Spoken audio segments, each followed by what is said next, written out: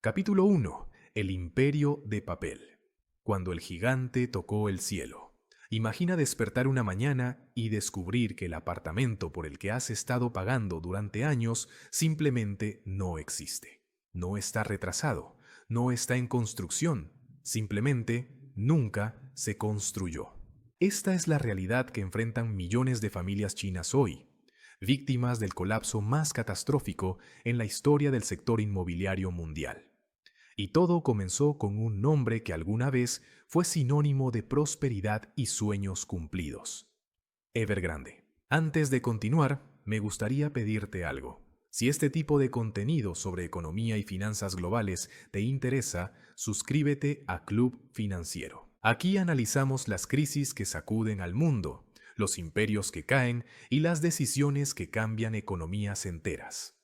Y, ya que estamos, déjame en los comentarios desde dónde nos estás viendo. Me encanta saber que tenemos una comunidad global siguiendo estos temas. Pero volvamos a nuestra historia. Evergrande no siempre fue el villano de este relato.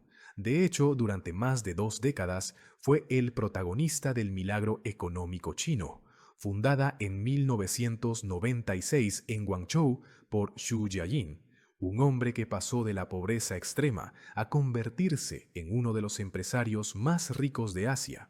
Evergrande encarnaba el sueño chino. Ubsu creció en una aldea rural de la provincia de Henan, tan pobre que su madre murió de una enfermedad tratable simplemente porque no tenían dinero para medicinas. Esa infancia marcó su obsesión: construir un imperio que garantizara que otros nunca sufrieran esa humillación. Y vaya que lo logró. A mediados de los años 2000, mientras China se transformaba en la fábrica del mundo y cientos de millones de personas migraban del campo a las ciudades, Evergrande supo leer el momento. La clase media china emergente necesitaba viviendas y Chu Jiayin estaba dispuesto a construirlas. Sariweg. Pero no cualquier vivienda. Evergrande prometía comunidades completas con escuelas, parques y centros comerciales, todo lo que una familia pudiera desear. Era el sueño americano, versión china, empaquetado en torres relucientes que brotaban por todo el país. La estrategia de Evergrande era tan simple como audaz: expandirse más rápido que nadie. Mientras otras desarrolladoras eran cautelosas, Evergrande compraba terrenos en ciudades de segundo y tercer nivel, apostando a que el crecimiento de China era imparable. Para financiar esta expansión frenética, la compañía utilizó un modelo que sería su perdición: las preventas. Vendían apartamentos años antes de construirlos, cobrando por adelantado a familias ansiosas por asegurar su lugar en el milagro económico. El efectivo fluía como un río y con ese dinero compraban más terrenos, iniciaban más proyectos y vendían más apartamentos que aún no existían. Era una máquina perfecta de crecimiento perpetuo siempre y cuando nada se detuviera. Para el año 2017, Evergrande había alcanzado la cima. Era la desarrolladora número 1 de China por ventas, con proyectos en más de 280 ciudades. Xu Jiayin apareció en la lista de Forbes como una de las personas más ricas del mundo, con una fortuna estimada en $42.000 millones. La compañía no solo construía casas, había diversificado hacia todo lo imaginable. Tenía un equipo de fútbol, Guangzhou Evergrande, que dominaba la liga china. Invertía en vehículos eléctricos, soñando con competir contra Tesla. Incluso incursionó en agua embotellada y parques temáticos. Evergrande parecía invencible, un coloso que tocaba el cielo. Pero había un problema fundamental que pocos querían ver. Todo este imperio estaba construido sobre una montaña de deuda. Para mantener el ritmo de expansión, Evergrande no solo usaba el dinero de las preventas, pedía prestado a bancos, emitía bonos en mercados internacionales, aceptaba financiamiento de proveedores y acumulaba obligaciones con empleados. Cada yuan que entraba ya estaba comprometido 3 veces. Los analistas comenzaron a hacer cuentas preocupantes. Los pasivos de Evergrande superaban ampliamente sus activos. La compañía debía más de lo que valía, y esa brecha crecía cada año. Los números eran mareantes. Para 2020, Evergrande debía aproximadamente $300.000 millones a más de 128 bancos y más de 121 instituciones financieras no bancarias. Eso sin contar las obligaciones con más de 1.000 proveedores y subcontratistas, ni los depósitos de millones de compradores que esperaban sus casas. Si ponemos esto en perspectiva, los pasivos de Evergrande equivalían aproximadamente al 2% del PIB de China. No estábamos hablando de una empresa grande, estábamos hablando de una entidad cuyo colapso podría sacudir los cimientos de la segunda economía más grande del mundo. Y aún así, el juego continuaba. Xu Jiajin vivía como un emperador moderno, con mansiones en Hong Kong, una colección de arte valorada en cientos de millones, yates y jets privados. Las oficinas centrales de Evergrande en Shenzhen eran un palacio corporativo donde nada era demasiado ostentoso. La compañía patrocinaba eventos de alto perfil y organizaba galas donde celebridades internacionales actuaban para impresionar a inversores y autoridades. Todo era parte del espectáculo, de mantener la ilusión de que Evergrande era demasiado grande, demasiado importante, demasiado exitosa para fallar. Pero en las sombras, las grietas comenzaban a aparecer. Proyectos que debían completarse en 2 años llevaban 5 sin terminar. Familias que habían entregado sus ahorros de toda una vida visitaban los sitios de construcción para encontrar esqueletos de concreto abandonados, cubiertos de maleza y grafitis. Los proveedores dejaban de recibir pagos, los empleados veían cómo sus bonos se evaporaban y los inversores en bonos comenzaban a sudar. Todos sabían que algo no cuadraba, pero nadie quería ser el primero en gritar que el emperador estaba desnudo. La verdad es que Evergrande había convertido el sector inmobiliario chino en un casino gigante y todos estaban apostando a que la música nunca se detendría. Bancos estatales prestaban porque asumían que el gobierno rescataría cualquier problema. Compradores pagaban por adelantado porque la vivienda siempre subía de precio. Proveedores aceptaban pagos diferidos porque Evergrande les prometía más contratos. Y el gobierno local permitía esta locura porque los impuestos sobre transacciones inmobiliarias llenaban sus arcas. Era un sistema construido sobre fe ciega en el crecimiento infinito. Pero nada crece para siempre, y cuando llegas tan alto, tan rápido, tan endeudado, la caída no es una posibilidad, es una certeza. Evergrande había construido un imperio de papel sostenido por promesas y deuda, donde cada torre que se levantaba ocultaba 10 que nunca se terminarían.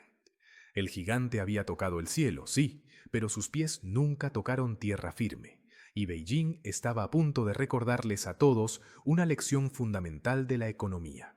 La gravedad siempre gana. Lo que sucedió después no fue solo el colapso de una empresa, fue el desmoronamiento de un modelo económico completo, el fin de una era de especulación desenfrenada y el comienzo de una crisis que reverberaría por toda China y más allá. Pero antes de llegar a ese momento catastrófico, necesitamos entender exactamente cómo el gobierno chino decidió que ya era suficiente y por qué eligió precisamente ese momento para actuar. Capítulo 2. Las 3 líneas rojas. El día que Beijing cerró el grifo. Agosto de 2020. Mientras el mundo luchaba contra una pandemia global, en las oficinas del Banco Popular de China y el Ministerio de Vivienda se gestaba una decisión que cambiaría para siempre el panorama económico del país. No hubo anuncio dramático ni conferencias de prensa espectaculares. Simplemente, un documento interno comenzó a circular entre las principales desarrolladoras inmobiliarias. Las 3 líneas rojas. 3 ratios financieros simples que sonarían a jerga técnica para la mayoría, pero que para gigantes como Evergrande eran una sentencia de muerte. La primera línea roja establecía que el ratio de pasivos sobre activos no podía exceder el 70%. Suena razonable, casi conservador, pero para Evergrande, cuyos pasivos superaban consistentemente el 80% de sus activos, esto significaba un problema existencial. La segunda línea roja prohibía que el ratio de deuda neta sobre patrimonio superara el 100%. Evergrande estaba cerca del 150%. La tercera línea exigía que el ratio de efectivo sobre deuda de corto plazo fuera al menos 1. Evergrande apenas alcanzaba el 0.5. De 3 líneas rojas, Evergrande cruzaba las 3. Era como conducir un auto a 200 kilómetros por hora y que de repente te digan que el límite de velocidad es 40. Pero ¿por qué ahora? ¿Por qué, después de décadas permitiendo que el sector inmobiliario operara como un casino sin regulación, Beijing decidió súbitamente imponer disciplina? La respuesta tiene que ver con un miedo profundo que acechaba a los líderes chinos. El sector inmobiliario se había convertido en la columna vertebral de la economía y esa columna estaba podrida. Aproximadamente el 28% del PIB de China dependía, directa o indirectamente, del sector inmobiliario. Los gobiernos locales obtenían cerca del 40% de sus ingresos vendiendo terrenos a desarrolladoras. Las familias chinas tenían el 70% de su riqueza atrapada en propiedades. Si el sector colapsaba descontroladamente, no sería solo una crisis financiera, sería una crisis existencial para el Partido Comunista. Los tecnócratas de Beijing habían observado con horror creciente cómo la burbuja inmobiliaria japonesa de los años 90 había condenado a Japón a décadas perdidas. Habían estudiado la crisis subprime estadounidense de 2008 y cómo los derivados tóxicos basados en hipotecas casi destruyeron el sistema financiero global. Y ahora veían a sus propias desarrolladoras operando con niveles de apalancamiento que harían sonrojar a Lehman Brothers. La diferencia era que, en China, el gobierno podía actuar antes de que fuera demasiado tarde, o al menos eso creían. La política de las 3 líneas rojas no era solo un capricho regulatorio, era parte de una filosofía más amplia que el presidente Xi Jinping había estado promoviendo. Las casas son para vivir, no para especular. Sonaba populista, casi marxista en su simplicidad. Pero detrás de ese eslogan había una preocupación genuina. Los precios de las viviendas en ciudades principales como Shenzhen, Shanghái y Beijing habían alcanzado niveles estratosféricos. Un apartamento promedio en estas ciudades costaba entre 20 y 40 veces el ingreso anual de una familia. Jóvenes profesionales trabajaban toda su vida para comprar un apartamento de 60 metros cuadrados. El sueño de la propiedad se había convertido en una pesadilla de endeudamiento perpetuo. Para Evergrande, la noticia de las 3 líneas rojas fue como anunciar que el oxígeno estaba siendo racionado. Su modelo de negocio entero dependía del acceso ilimitado a crédito barato. Tomaban prestado para comprar terrenos, usaban esos terrenos como garantía para más préstamos. Vendían apartamentos que no habían construido para conseguir efectivo, y con ese efectivo pagaban deudas viejas mientras iniciaban proyectos nuevos. Era un esquema Ponzi perfecto, excepto que era legal y tenía la bendición implícita del gobierno, hasta que dejó de tenerla. Xu Jiajin intentó lo imposible. En septiembre de 2020, apenas un mes después del anuncio de las 3 líneas rojas, Evergrande lanzó una campaña de ventas desesperada. Descuentos masivos, promociones agresivas, cualquier cosa para generar efectivo y demostrar a Beijing que podían cumplir con las nuevas reglas. Durante ese mes, las ventas alcanzaron cifras récord, pero era como intentar llenar un tanque sin fondo. Por cada yuan que entraba, 3 debían salir para pagar intereses, proveedores y deudas que vencían. La matemática simplemente no funcionaba. Y entonces comenzó el pánico silencioso. Los bancos, que durante años habían prestado alegremente a Evergrande porque se asumía que era demasiado grande para quebrar, empezaron a cerrar las líneas de crédito. Los proveedores que habían aceptado pagos diferidos empezaron a exigir efectivo inmediato o simplemente dejaron de trabajar. Los compradores que habían pagado por adelantado comenzaron a darse cuenta de que sus apartamentos quizá nunca se construirían. Y los inversores internacionales que poseían bonos de Evergrande vieron cómo el precio de esos papeles se desplomaba en los mercados secundarios. Para marzo de 2021, apenas 7 meses después de las 3 líneas rojas, Evergrande estaba en caída libre. La compañía admitió públicamente que estaba luchando con problemas de liquidez. Esa admisión fue como gritar fuego en un teatro lleno. Las acciones de Evergrande en la bolsa de Hong Kong perdieron más del 80% de su valor en cuestión de semanas. Los bonos que alguna vez se consideraron inversiones seguras ahora cotizaban a 25 centavos por dólar. Xu Jiaying, que había sido el segundo hombre más rico de China, vio su fortuna evaporarse, de 42.000 millones de dólares a prácticamente nada en el papel. Pero lo más aterrador no era la velocidad del colapso de Evergrande, era el efecto contagio.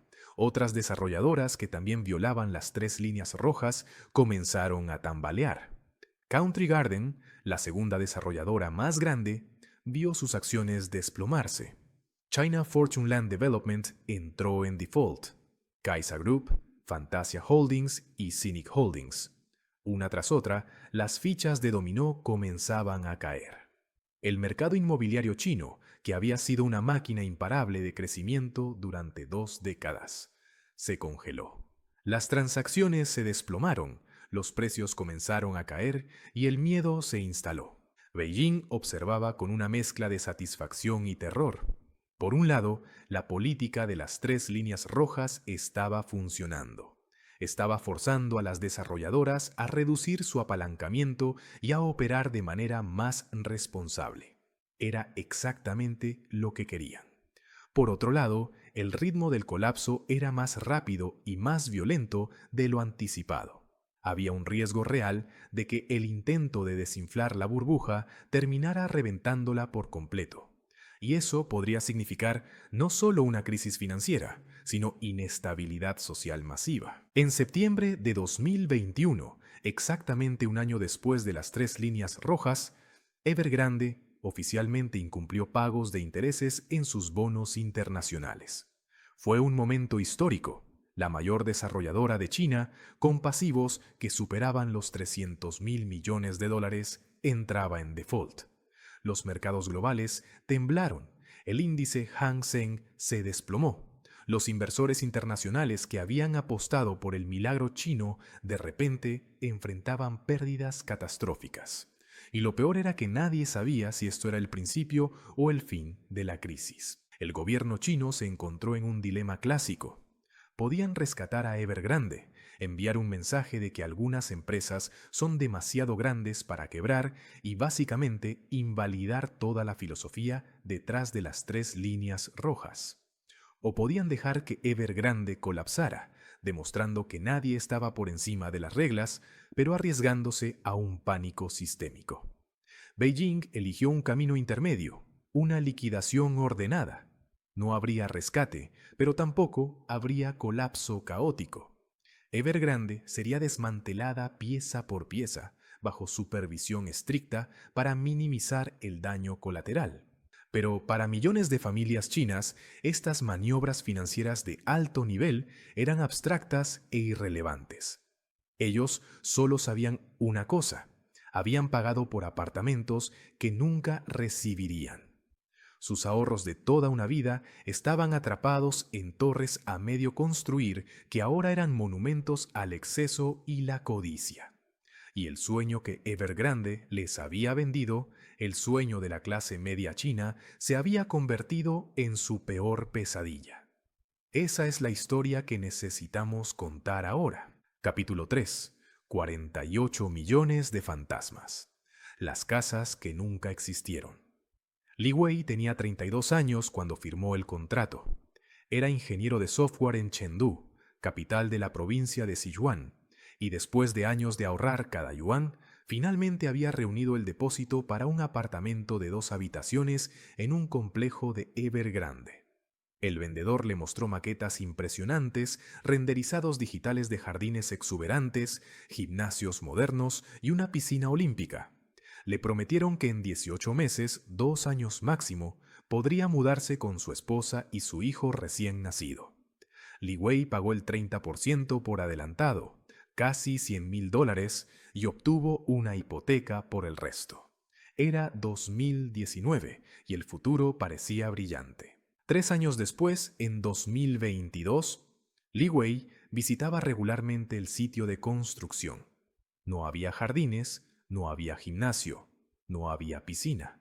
Había un esqueleto de concreto gris, ventanas sin cristales, pisos sin terminar y silencio absoluto.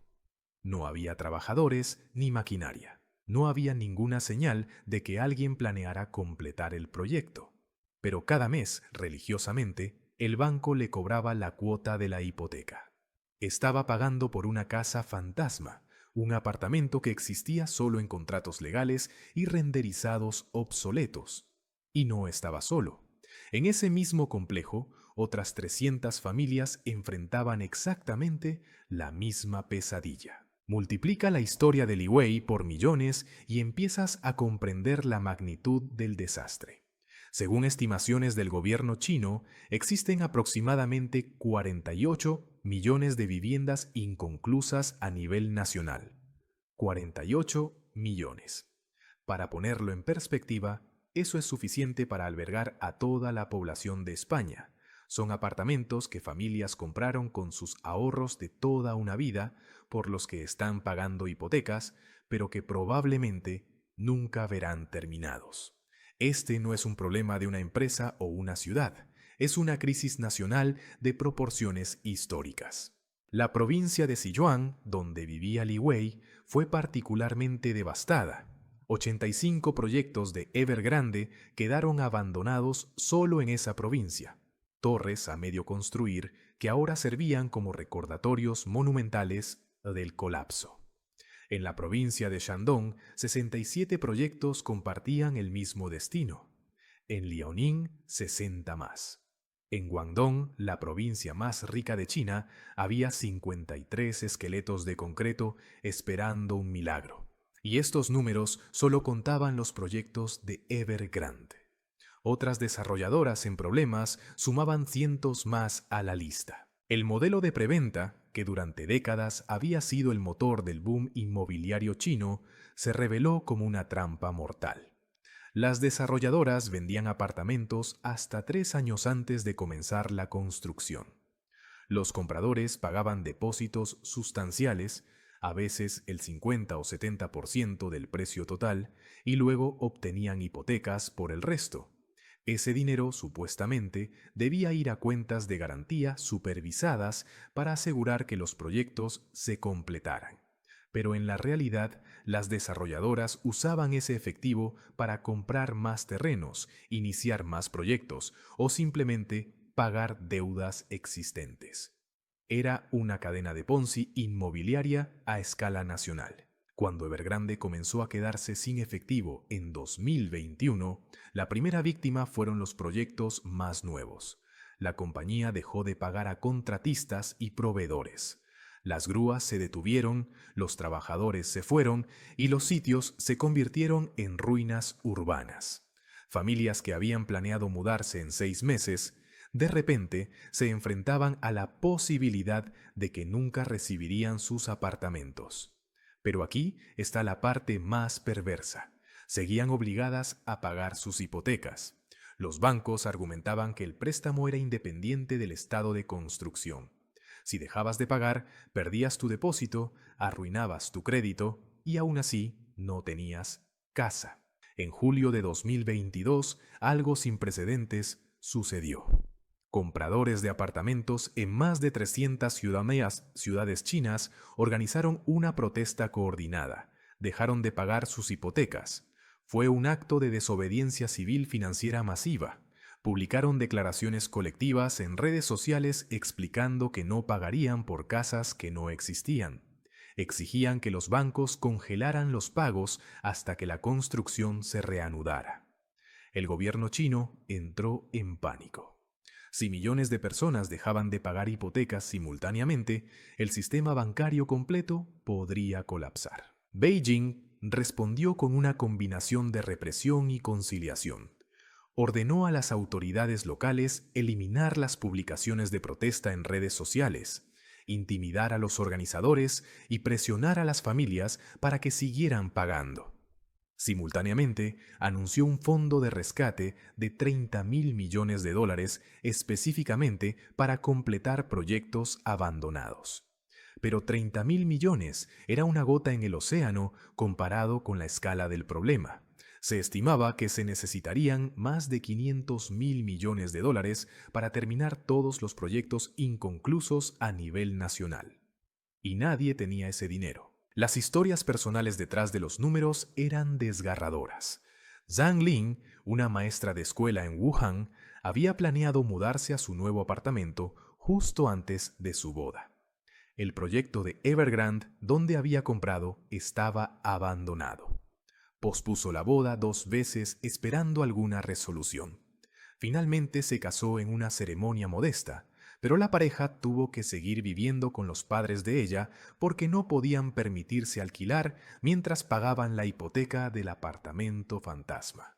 Su sueño de independencia se había convertido en una cárcel financiera. Chen Jianyun, un trabajador de fábrica en Changsha, había reunido el depósito para un apartamento vendiendo el pequeño negocio familiar que su padre le había dejado. Cuando el proyecto de Evergrande se detuvo, Chen intentó todo. Fue a las oficinas de Evergrande docenas de veces, solo para encontrarlas cerradas o escuchar promesas vacías. Protestó frente al gobierno local y fue detenido por 2 días. Contrató un abogado, pero el proceso legal se arrastraba sin esperanza de resolución. 3 años después, seguía pagando la hipoteca, viviendo en un apartamento diminuto de una habitación con su esposa y 2 hijos, atrapado en un limbo kafkiano. Lo irónico era que muchos de estos apartamentos fantasma estaban en ubicaciones privilegiadas. Evergrande había comprado terrenos excelentes en centros urbanos, cerca de estaciones de metro, escuelas y parques. Si los proyectos se hubieran completado, habrían sido propiedades valiosas. Pero ahora eran solo monumentos a la codicia y la mala gestión. Algunos complejos a medio construir se convirtieron en refugios para indigentes. Otros fueron vandalizados, con cables de cobre robados y estructuras saqueadas. La decadencia urbana se extendía como una enfermedad.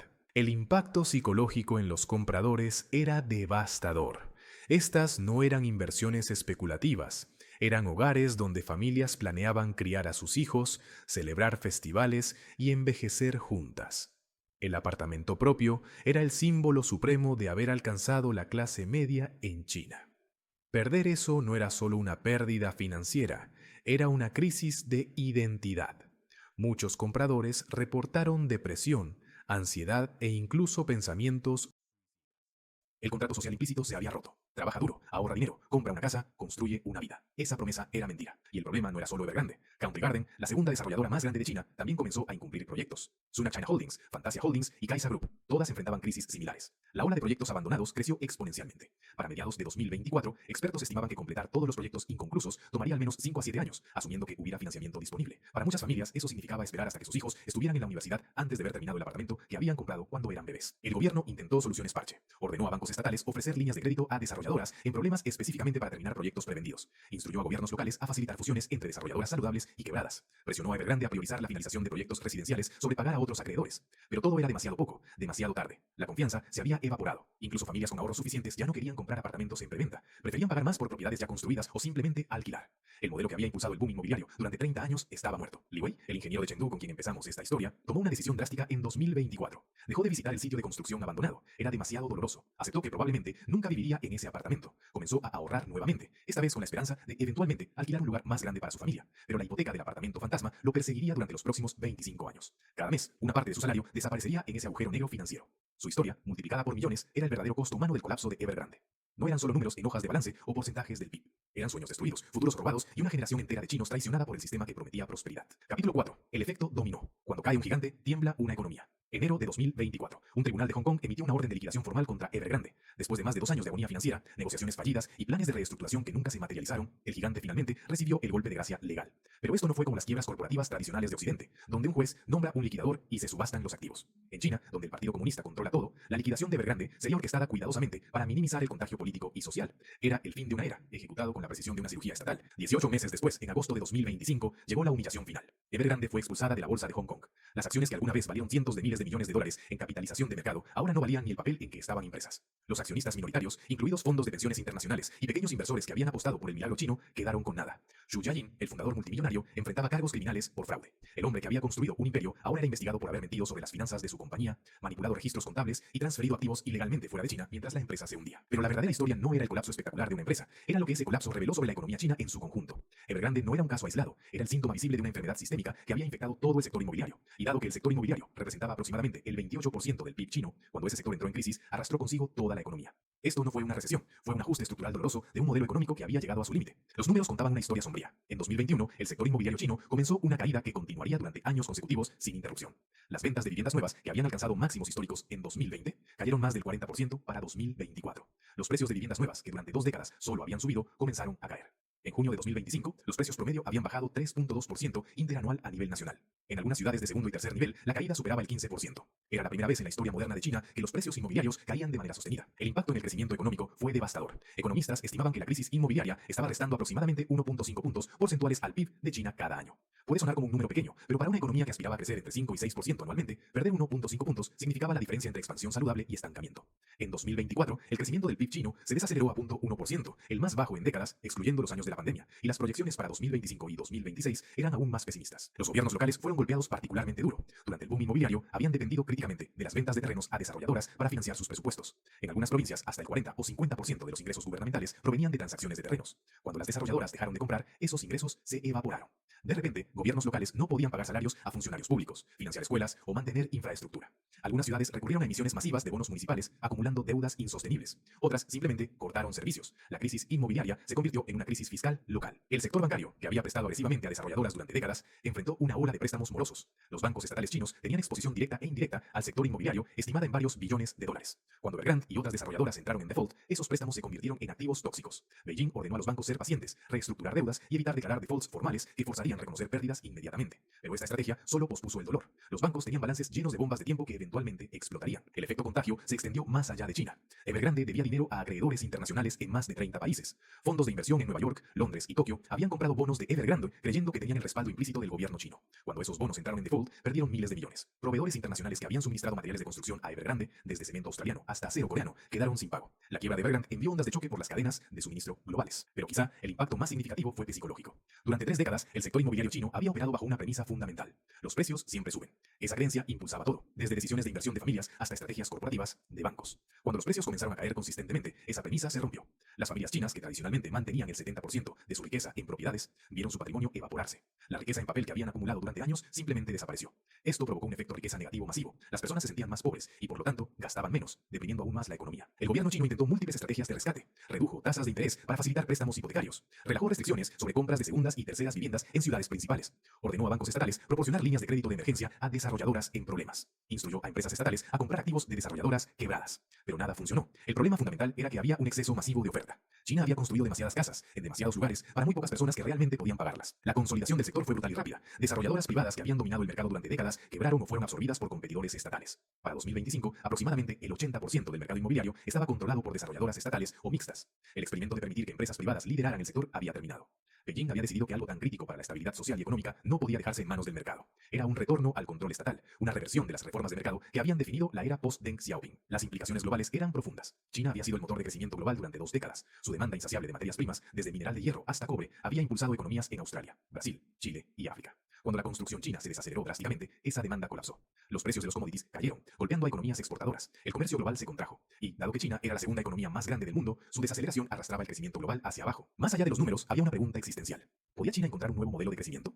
Durante 3 décadas, la economía había dependido de inversión masiva en infraestructura e inmobiliario. Ese modelo estaba agotado. El país tenía suficientes apartamentos vacíos para albergar a toda su población 2 veces. No necesitaba más autopistas, más trenes de alta velocidad, más ciudades fantasma. Necesitaba transicionar hacia una economía impulsada por consumo interno, innovación y servicios. Pero esa transición es increíblemente difícil y toma décadas. Japón intentó una transición similar después de su burbuja inmobiliaria y perdió 30 años. ¿China podría evitar ese destino? La historia de Evergrande es más que la narrativa de una empresa codiciosa que colapsó. Es la historia de un modelo económico completo que alcanzó sus límites. Es la historia de millones de familias cuyos sueños fueron secuestrados por la especulación desenfrenada. Es la historia de un gobierno que permitió que una burbuja creciera hasta proporciones peligrosas y luego intentó desinflarla controladamente, solo para descubrir que algunas burbujas no se pueden desinflar, solo reventar. Y es una advertencia para el resto del mundo sobre lo que sucede cuando confundimos deuda con riqueza, cuando construimos economías sobre promesas de papel en lugar de fundamentos sólidos. Mientras escribo esto en 2025, la crisis continúa desarrollándose. Nuevas desarrolladoras entran en problemas cada mes. Más proyectos se abandonan, más familias pierden sus ahorros. El gobierno sigue intentando contener el daño, pero es como intentar detener una avalancha con las manos. Evergrande fue el primer dominó en caer, pero no será el último. Y cuando la historia finalmente se escriba sobre este periodo, se recordará como el momento en que el milagro económico chino enfrentó su primera crisis verdaderamente existencial. Y el mundo aprendió que incluso los gigantes más grandes pueden caer cuando sus cimientos son de papel. Si has llegado hasta aquí, te agradezco por tomarte el tiempo de entender una de las crisis económicas más importantes de nuestro tiempo. Si este análisis te resultó valioso, suscríbete a Club Financiero. Seguiremos cubriendo las historias que definen nuestra economía global, los colapsos que sacuden mercados y las lecciones que todos necesitamos aprender. Porque en un mundo tan interconectado, lo que sucede en Beijing no se queda en Beijing. Nos afecta a todos.